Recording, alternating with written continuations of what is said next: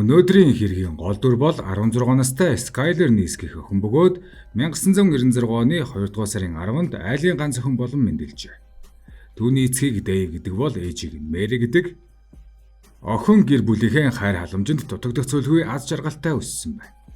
Тэр баруун Виржиниа мужийн Star City хотод амьдардаг байж Skyler охин хуульч болох зорилготой бөгөөд үүндээ зориулан шаргуу хичээнгүйлийн суралцж байсан. Тэр өөдрөг ийдэг зан чанартай, ухаалаг, сахилга баттай маш хариуцлагатай нэгэн байж.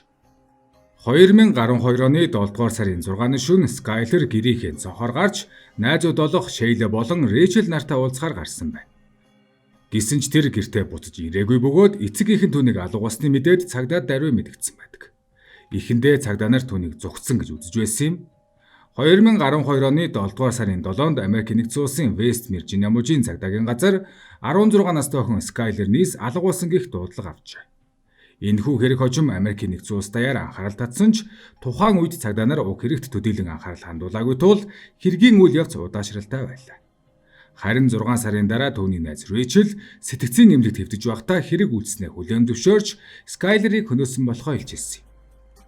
Skyler сургуульдаа олон найзтай байсан ч хамгийн дотны найз нь 8 настайгаас найзалсан Sheila Eddy. Sheila-гийн эцэг эх түүнийг 4 настайд нь салсан бөгөөд Sheila-гийн амьдрал бусад хүүхдүүдийг болвол аз жаргалгүй охин байж. Гэхдээ Skyler болон Sheila нар хоорондоо маш дотно байсан. Тэр хоёр хоёулаа айлын ганц охид ижил сонирхолтой төдийгүй эгчдүү хоёр шиг өссөн. Skyler-ийн эцэг эх охиныхоо найзыг маш их дэмждэг байсан төдийгүй түүнд хоол идэх, гэртээ хоноглохыг хүртэл дуртаяа зөвшөөрдөг. Ингэж ирж очсноор Sheila энэ газрыг өөрийн гэр бүлээ гэж үздэг болсон байна. Sheila-гийн зан чанарын хувь тэрээр заримдаа жахан галзуу хөгжилтэй байдагт нь Skyler татагддаг байсан бөгөөд Sheila түүнд аз жаргал авчирдаг гэдэгтээ итгэдэг байв. Ахлах сургуульд орсныхан дараа Sheila болон Skyler хоёр дээр 3 дахь гишүүн болох Rachel нэгдсэн байна. Rachel нь хөрөнгө мөнгөтэй шашин шүтлэгтэй гэр бүлд өссөн, мөн тэдний хот болох Star City-д нүүж ирээд удаагүй байсан.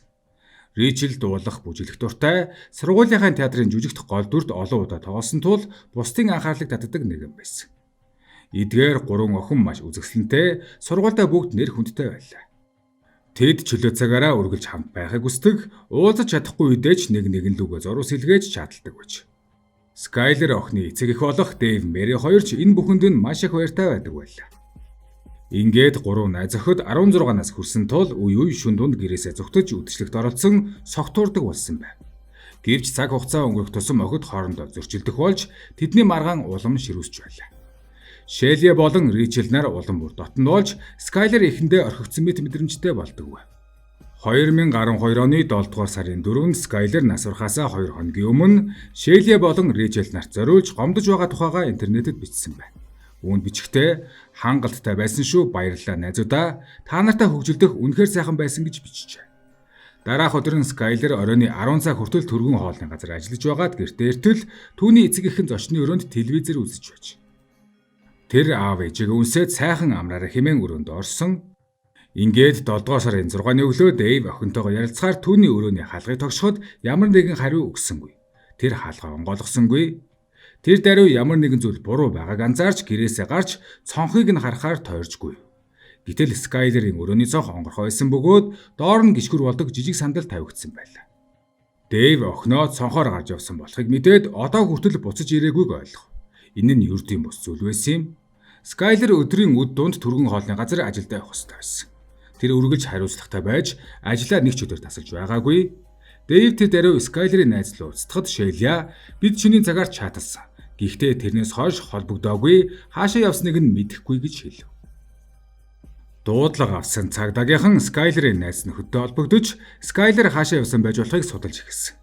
Охины эцэг эхийг санаа зовж байх үеэр Sheila тэдэнд уулзтаж өнгөрсөн шөнийн 11 цагийн орчимд Rachel бит хоёр Skyler-ыг авч явсан гэдгээ хүлээн зөвшөөрв. 3 охин 1 цаг орчим хамт байсан гэсэн байна. Тийхүү удалгүй Шелли ээжтэйгээ хамт Скайлерыг хайхад туслах гэж ирсэн байдаг. Дэйв, Мэри хоёр цагдаа нартай хамт гэрийнхэн ойр орчмоор хайж хөршүүдээсээ мэдээлэл цуглуулж эхлэв. Мөн өнгөрсөн 7 хоногт байрлуулсан хяналтын камераас охиноо шүн дунд машин цуугаад явсныг нь харжээ. Хяналтын камерын чанар муу тул машины загварыг тогтоох боломжгүй, дээр нь улсын дугаарыг нь харах аргагүй байсан. Гэсэн ч цагдаа нар өсвөр насны охид өвгүүд гэрээсээ зогтох нь хэвийн үзэгдэл гэж хэлжээ. Түүнээс гадна Скайлерыг алга болоод 48 цаг болоогүй байгаа тул ийм хурдан хугацаанд хэрэг нээх боломжгүй гэсэн байна. Харин Дэйв, Мэри хоёр охин нь тийм хүн биш гэдгийг цагдаагийн байгууллагад ойлгуулахыг оролдсон. Гэсэн ч цагдаа нар тэднийг үл ойшоосон тул тэр хоёр өөрсдөө сургаггүй болсон охиныхоо мэдээллийг жижиг хоттой тарахаас өөр аргагүй хүрчээ. Шелли, Ричел хоёр энэ асуудалд маш их санаа зовж байсан бөгөөд ялангуяа Шелли байн гуцаар залгаж хамгийн сүүлийн үеийн мэдээллийг асууж сургаггүй болсон Скайлерийн зургийг тараах ажилд идэвхтэй оролцож байна. 2 хоног өнгөрөхөд Скайлер олдоогүй байсан тул цагдаагийн мөрдөн байцаалт аль биесээр эхэлсэн байна. Мөрдөн шалгалтын үр дүнд тэд Скайлерыг гэрээсээ зогтох хүн биш гэдгийг цагдаа болон мөрдөн байцаагч нар ойлгосон юм. Холбооны мөрдөгт очоо болон орон нутгийн цагдаагийн мөрдөгчд дараалан ирж Шелли, Ричел нартай уулзалт хийсэн. Гэвч хэдхэн үг солилцсны дараа туршлагатай мөрдөгчдөд хоёр найз нь с ิจ гтэй санагдаж эхэлсэн байна. Шелли ярихтаа их ихэрхүү олон зүйлийг буруу тодорхойлж байв. Харин Ричел үл өшөө хандлагатай байсан. Тэр Скайлерийн хаана байгааг мэдэхгүй гэдгээсэн бөгөөд ямар нэгэн зүйл байвал Шеллигаас асуух нь дээр гэж. Учир нь Шелли, Скайлер хоёр илүү дотно гэсэн байна. Мөн Скайлерийг энэ хоёр найз юу болсон тухайгаа ярихдаа яг ижил үг хэрэглэж байсан нь уламжлал сэжиг төрүүлж байсан.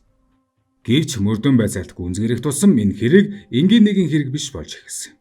Тухайн үед нийгмийн сүлжээгээр 3 охин Twitter болон Facebook-т сэтгэл хөдлөлөө илэрхийлж байж. Цагдаа нар тэдний бичсэн сэтгэлдөө дундаас ямар нэгэн зүйлийг олж илрүүлэх гэж их цаг хугацааг зарцуулсан. Тэд нэгэн бичлэгийг санамсаргүй олсон ба тухайн бичлэг нь 10 орчим хүний үзэлттэй байж. Тус бичлэгийн гол дүр нь Шелли байсан ба өөрийн дуу хоолойгоор чи хэрхэн үххийг хүсэж байна вэ? Усан дотор шумбах уу, буудуулах уу гэх мэт асуултыг тавьж байна. Мөн Скайлерийн өдрийн тэмдэглэлийг шалгахад олон нууц зүйл илэрсэн. Хэдийгээр өдрийн тэмдэглэл нь Скайлерийн Шеллигийн нэрээр дүүрэн байсан бөгөөд тэр найздаа маш сайн байж. Мөн Шеллигийн хувийн амьдралыг нарийн дэлгэрэнгүй бичсэн байв. Скайлерийн тэмдэглэлд 3 найзын харилцаа нэг шөнийн дотор гинэд өөрчлөгдсөн тухай дурдсан байлаа.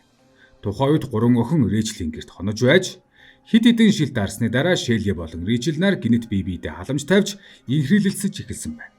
Гэвч энэ байдал Скайлерт маш эвгүй мэдрэмж төрүүлсэн байв. Хожим нь тэрээр Твиттерээр чи хоёр нүртэй үнэхээр муухай. Би үнэнг ойлгохгүй гэж бодож байна уу? Энд чинь үнэхээр тэнэглэл. Учир нь чи өргөлж ямар ч бодлогогүй үйлдэл хийдэг учраас би чамд 100% итгэхгүй гэж бичсэн байж. Нөгөө талд Дэйв, Мэри хоёр охиноо гэрээсээ зогтох хүн биш гэж итгэж байсан тул түүний нүдний шил, оосойз, утасны цэнэглэгч, контакт линз бүгд гэртээ байсан нь үүний нотолгоо болжээ. Ингээд тэр хоёр таамагтай болсон юм. Охин нь амьд бус эсвэл хэн нэгэнд хулгайлагдсан. Мөн Скайлер алга болсон явдаас олж сургууль бүхэлдээ төгшүүр давтаж гунигтай өр амьсгал бүрдсэн байлаа. Шелли хамгийн ихээр шархалсан мэт харагдаж Facebook дээр буцаад ирээч Скайлер. Чамгүйгээр би сургуультай явахгүй, юу ч хийж чадахгүй гэж байнга бичиж байна. Гэвч удалгүй сургууль дээр нь шин цуурхал даргасан бөгөөд ихэнх хүмүүс Скайлерийн алга болсон нь Шелли, Ричел хоёртой холбоотой гэж ярьж эхэлсэн байна. Мөн энэ хэрэг тухайн үедээ интернет хэрэглэгчдийн анхаарлыг татаж хүмүүр Скайлер хаашаа явсан бол гэж дүгнэлт хийх болсон.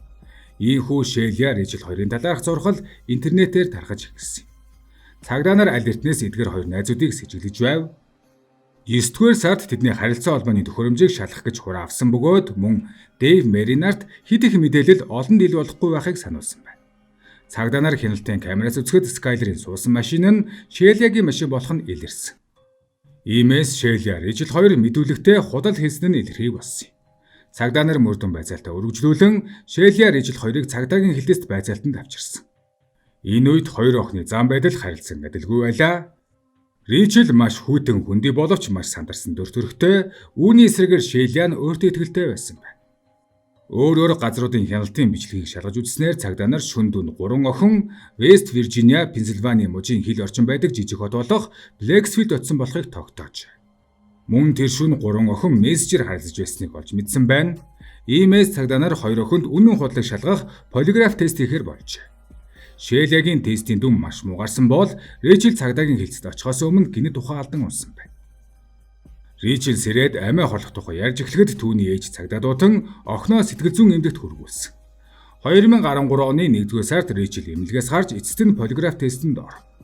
Гэвч санаанд оромгүйгээр хэдхэн асуултын дараа Ричел цагдаа нарт үнэнгээ хэлсэн байна. Тэрээр хэлэхдээ Скайлерыг Шелли бид хоёр хутгалж алсан юм аж. Энэ хариулт цагдаагийн ажилтнуудыг цочроосон. Цагдаа нар шалтгааны талаар асуухад Ричел үл тоосон шинжтэйгээр учир нь гэвэл бид хоёр түүнийг таалахаа байсан. Найз нөхөд байхыг хүсдэггүй болсон Скайлерыг үгүй хийх нь хамгийн зөв арга гэж үзсэн гэжээ. Үнэн дээр Скайлерыг нас барахаас өмнө нэгэн амралтын үеэр 3 найз хамтдаа далайн ирэг дээр очисон боловч аялал нь маш таагүй өндөрлсөн байна. Тэд хоорондоо маргацсан бөгөөд үүний дараа Шелли Ричел хоёр Скайлерыг үнэхээр муу хүн гэж хэлж түүнийг зайлуулна гэж ярьж байна.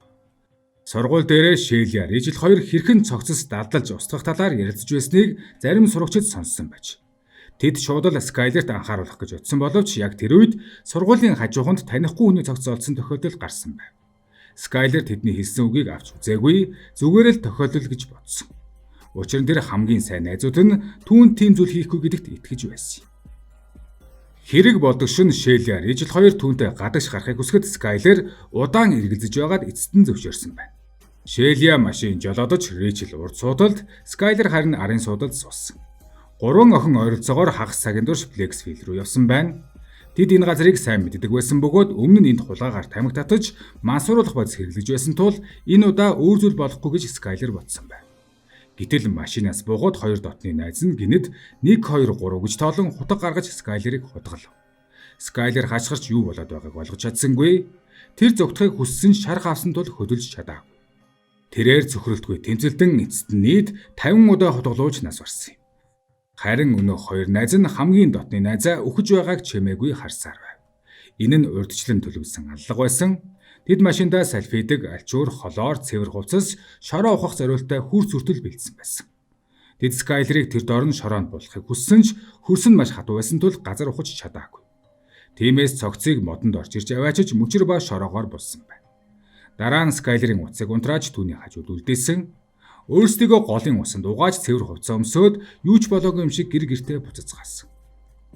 Цагдаагийн шаардлагаар Ричел хэрэг гарсан газар очиж цогцыг олохоор хамт явсан боловч өвлийн уйлрал байсан тул талбай тэрчигтээ засан дарагдаж мөс тогтсон байж. Ингээд цогцыг олох хэцүү байсан учраас хавар хүртэл хойшлуулв. Энэ үед Шелли Ричелийн үннээ хүлээн зөвшөөрснийг мэдээгүй байлаа. Цаас хайсны дараа цагдаа нар эцэст нь Скайлерын үлдэгдлийг олсон байна. Энэ хэрэгт охины аав Дэв бас Мэри ч биш Скайлерын сурч байсан сургууль тэрчигтээ гунигт өөр амьсгалд автлаа. 2013 оны 5 дугаар сард Ричелийг 2 дугаар зэргийн аллагын гэмтэрэгт буруутгаж шүүн тасалсан. Тэр анхан шатны мөрдөн байцаалтанд хамтарсныхаа төлөө 30 жилийн хорхил авсан бөгөөд 10 жилийн дараа магадланд орох боломжтой. Шүүх хурал дээр Ричел Скайлерын гэр бүлээс олон нийтийн өмнө уушлалт хүссэн боловч тэд өршөөлийг нь хүлээж аваагүй. Тэр жилийн 9 дугаар сард Шелли мөн насанд хүрсэн хүний хуваар шүүхийн өмнө очсон. Түүнийг хүн хулгайлах, аллах, бүлэглэн зохион байгуулах гэмт хэрэгүүдээр гин буруутай гэж тогтоосон. 2014 оны 1-р сард түүнд 15 жилийн хорхилыг өгчээ. Учир нь тэр хэрэг үлдэхдээ насанд хүрээгүй байсан. Гисэн хэдий ч шүүх хурлын үеэр Шелли ямар ч гэмсэн шинж гаргаагүй. Бүх гэмт хэргийг үгүйсгэж байв. Түүний хамгийн их анхаарал хандуулдаг зүйл нь өөрийн гадаа төрх нь байлаа. Шүүх танхимд гарч ирэхдээ үсээ янзалж нүрээ бууцсан нь илт харагдаж байсан. Заримдаа шүүх хурлын танхимдах бүрэлдэхүүн рүү нэмсэглэж байв. Эцэн ч тэдний хэргийг баттай нотолж хэрэг дууссан. Ингээд нэг л мэтгэд 10 жил өнгөрсөн. Охиноо алдсан Дэйв ба Мэри хоёр өмнөх амьдралдаа хязгаарч эргэж орч чадахгүй ч гэсэн бие биедээ түшиг тулгуур болж байгаа. Шоронд ялаа эдэлж байсан Ричел шоронд өөр нэг хоригдолтой гэрэлсэн байна. Түүний энэ шийдвэр олон нийтийн дургуутслыг төрүүлж олон хүн тэр аллага үлдэж хүний амнаас бүрэлдэгээд одоо жаргалтай амьдарч байна хэмээн бухимдаж байв. Харин Скайлерын гэр бүлд энэ мэдээ дахин нэг удаа зүрх сэтгэлийн гүн өвдөлт авчирсан юм. Өнөөдрийг хүртэл энэ хэрэг дахин сөхөгддөг. Хүмүүс хоёр охины харгас хүйтэн цус дааш авирт гайхширч энэ хэргийн цаад бодож шалтгаан юу байв гэдгийг гэрэл хэлсээр. Хөөрхий Скайлер нийс охин хамгийн сайн найзуудаа алуулж гэмт этгээдүүд насанд хүрээгүй байсан тул харьцангуй бага ял авснаар энэ хэрэг харамсалтайгаар өнгөрлөжээ.